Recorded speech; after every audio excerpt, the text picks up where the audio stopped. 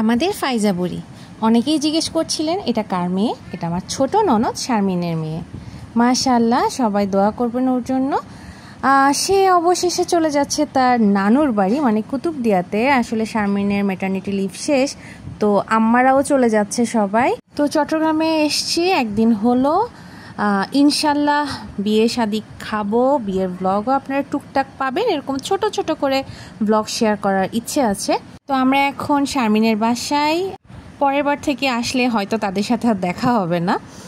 তো আবার যে কবে আসা হবে তারও কোনো ঠিক ঠিকানা নেই। সামনেই পরীক্ষা, আপনারা সবাই জানেন। আমার লাস্ট পোস্টে আমি শেয়ার করেছি আমি আলহামদুলিল্লাহ আমার থিসিস ফাইনাল শেষ হয়েছে। আলহামদুলিল্লাহ পরীক্ষা পাশ করেছি, যদিও আসল পরীক্ষা সামনে বাকি। দোয়া করবেন সবাই। আর এখন চলবে স্পেশাল শারমিনের চা। এই শারমিনের চায়ের সাথে আজকের এই ছোট্ট ব্লগটা শেষ করছি।